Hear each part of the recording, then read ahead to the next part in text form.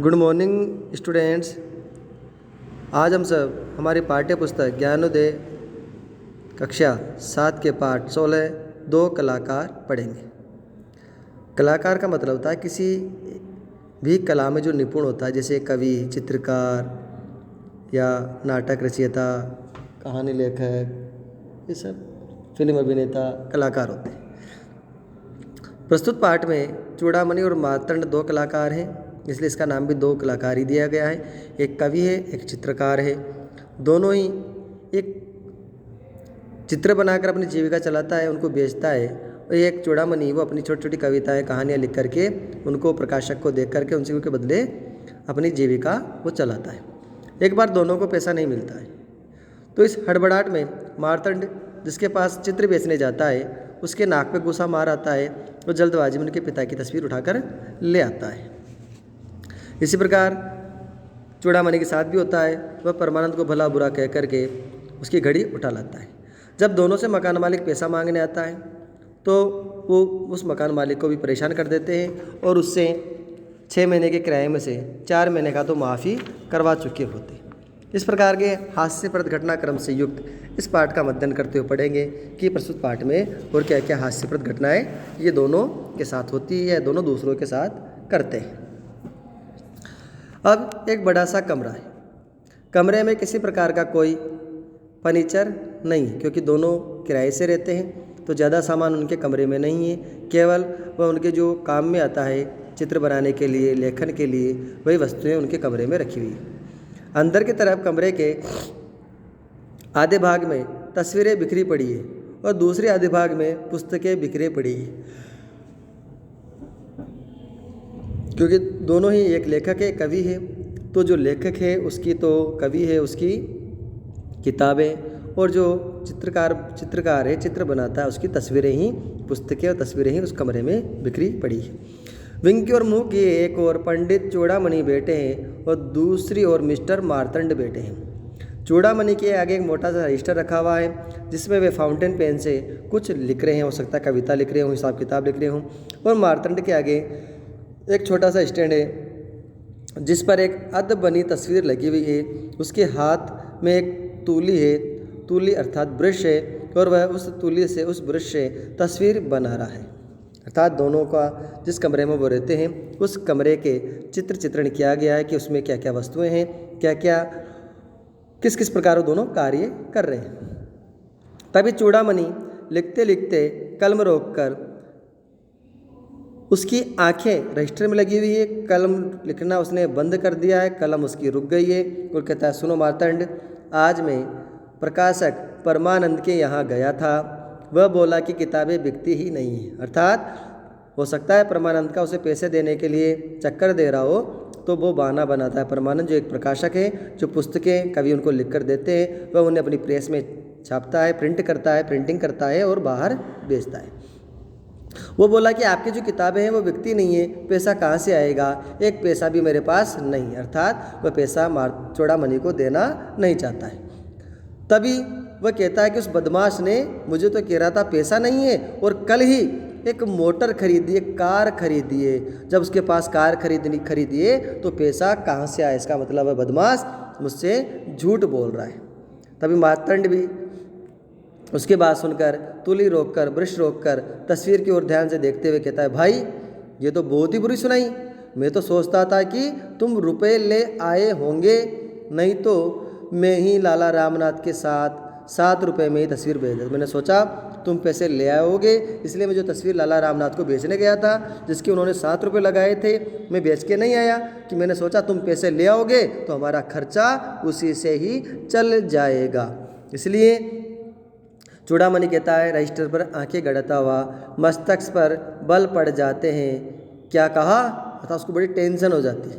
मस्तक में बल पड़ना यानी बड़ी टेंशन होना, बड़ी ही चिंता का भाव उसके चेहरे पर आ जाता है। क्या कहा? तुम भी रुपए नहीं लाए? अर्थात मैं भी सोच रहा था तुम पैसे ले आओगे, इसलिए मैं भी उस परमानंद से लड़ झगड़ कर आ गया।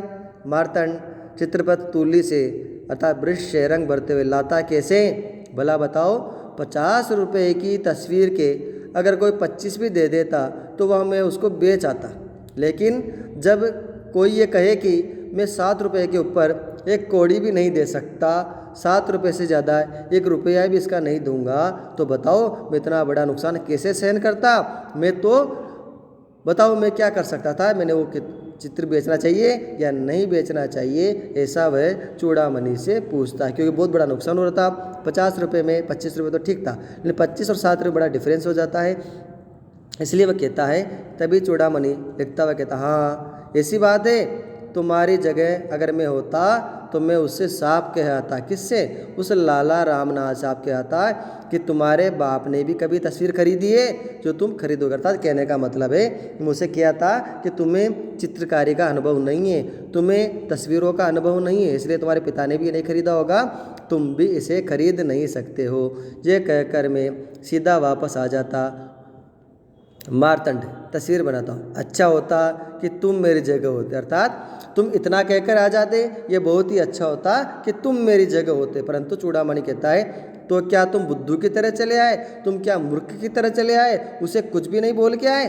तभी मार्तंड कहता है, तस्वीर बनाना रोक कर तस्वीर की ओर देखता है, नहीं यार, मैंने तो उठने की तैयारी करते हुए सिर्फ इतना कहा, तुम चोर हो, अर्थात बेईमान व्यक्ति हो जो मेरी मेहनत का पैसा मुझे देना नहीं चाहते हो। मेरी इतनी मेहनत के तुम 7 रुपये लगा रहे हो। जब उसने सिर उठाया, अर्थात जब उसने चोर कहने पर मार्तंड की तरफ देखा, तो मुझसे अर्थात मार्तंड से रहा नहीं जाता है और इतना कहता है, तुम उठाई गिर हो, अर्थात तुम्हारे अंदर संस्कार ही नहीं है किसी की मेहनत को देखने का या किसी से बात करने।